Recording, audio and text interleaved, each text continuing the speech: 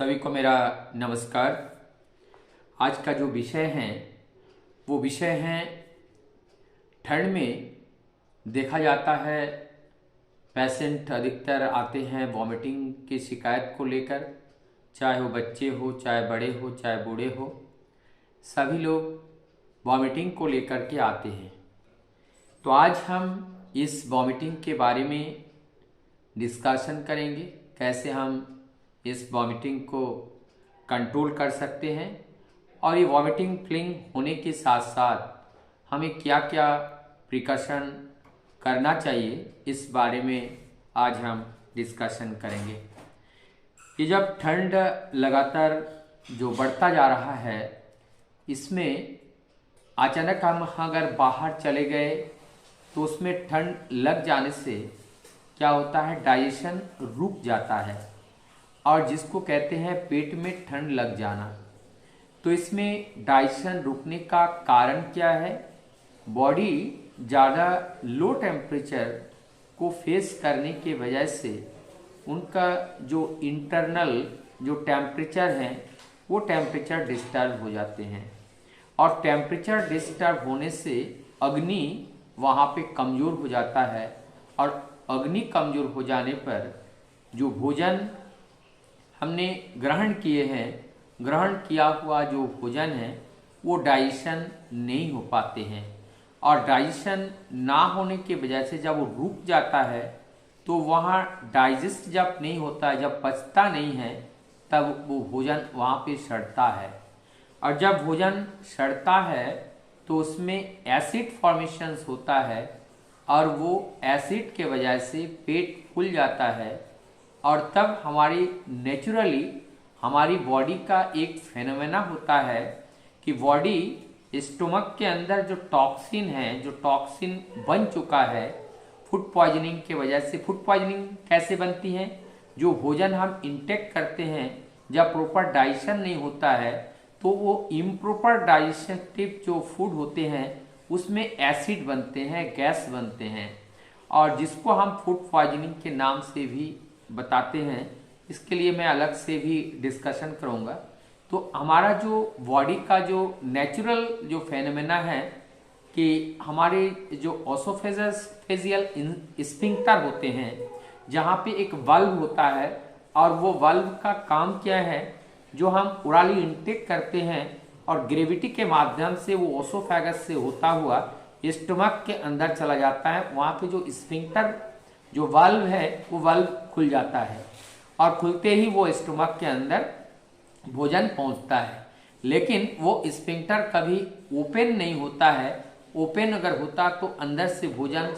सहजता के साथ बाहर आ जाते हैं। लेकिन जब हमारे अंदर का भोजन जब वो पचने लगता है, सड़ने लगता है, उसमें गैसियस फॉर्मेशन बहुत ज़्यादा होती हैं, तो नेचुरली हमारा बॉडी चाहता है कि इसको बाहर फेंके।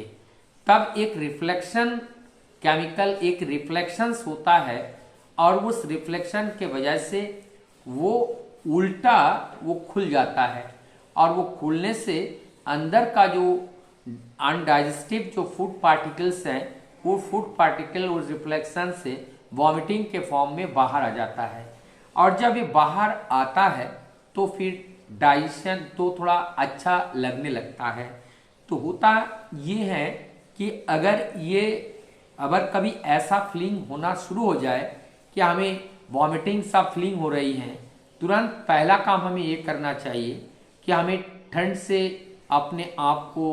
सुरक्षित करना चाहिए, गरम तेल का मालिश करना चाहिए और फूड इंटेक को एकदम बंद कर देना चाहिए और थोड़ा गुनगुना गर्म पानी, काला नमक, हींग डाल करके उसको पी लेना चाहिए और भोजन एकदम बंद कर देना चाहिए। जब हम ऐसे करते हैं तो जो इंडाइजेशन है वो अंदर वो मैनेज कर लेते हैं, जो फूड पार्टिकल्स अंदर रह गया वॉमिटिंग के बावजूद भी वो डाइजेस्ट होता है और वो जब डाइजेस्ट पूरा हो जाता है, चाहे वो शाम तक का भी समय लग सकता है। इसलिए हमें फास्टिंग अगर दिन भर करें, जब तक हमें नेक्स्ट भूख ना लगे तब तक हम भोजन ना लें। तो अगर हम उसमें भोजन ले लेते हैं अनचाहे भी अगर भोजन लेते हैं तो हमारा डाइजेशन निश्चित रूप से खराब होगा और वॉमिटिंग भी बढ़ेगी, लूज मोशन भी होगा। उससे हमें डॉक्टर के पास जाना पड़ सकता है और अगर वहाँ कंट्रोल नहीं हुआ तो हमें हॉस्पिटलाइजेशन की ज़रूरत भी पड़ सकती है। तो इस ना हमें डॉक्टर के पास जाना पड़े ना हमें हॉस्पिटलाइजेशन होना पड़े, उसके लिए हमें ये साधारण सा जो कार्य है, फूड इनटेक को बंद करना, सरसों का तेल गरम करके मालिश करना और गरम कपड़े से ज़्यादा गरम कपड़े पहनना और फास्टिंग शुरू कर देना और केवल ओआरएस का पानी गरम करके पीना या ओआरएस संभव ना हो काला नमक डालकर हींग का पानी भी हम बीच बीच में ले सकते हैं। तो इस तरह से लेने से हमारा जो वॉमिटिंग और लूज मोशन होने से हम बच सकते हैं। तो ये पहला जो सिम्टम है हमारी ये वॉमिटिंग फीलिंग होना, ये जो हम लेमन लैंग्वेज में या ग्रामीण भाषा में पेट में ठंड लग जाना, बाकी में यही है पेट में ठंड लग जाना, या हम दूसरी भाषा में कहें कि डाइजेशन का रुक जाना। डाइजेशन जब रुक जाता है तो ऐसा नौसिया वॉमिटिंग हमें फीलिंग होने लगता है, वो एसिडिटी बनने के वजह से। तो हमें आप कोशिश करना चाहिए कि हम ऐसे चले ताकि हमें ठंड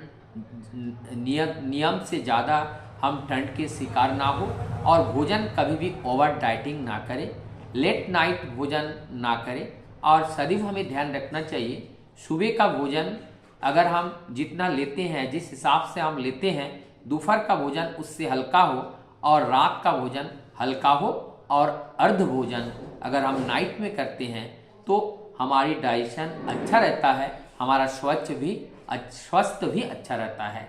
तो ये कुछ सजेशन था आप सब लोगों के लिए। आशा करता हूँ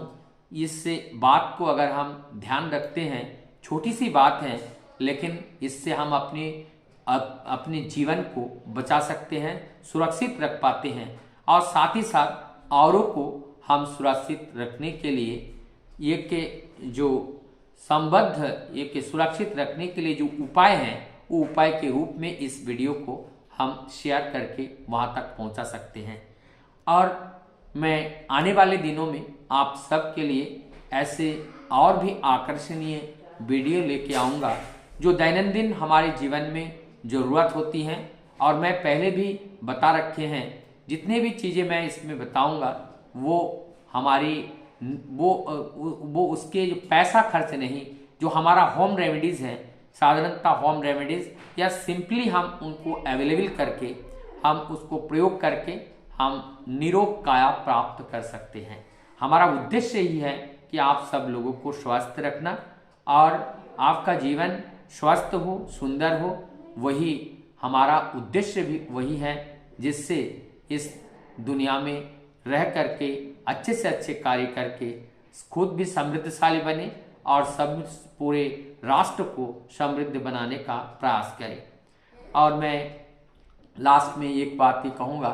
आप अपने को बहुत ख्याल रखिएगा, क्योंकि जीवन की स्वस्थता, जीवन का जो सुख है यही परम सुख होते हैं। स्वस्थ निरोग काया ये जीवन का सबसे बड़ा उपहार परमपिता के माध्यम से हमें मिलती हैं। सबको हमारा नमस्कार।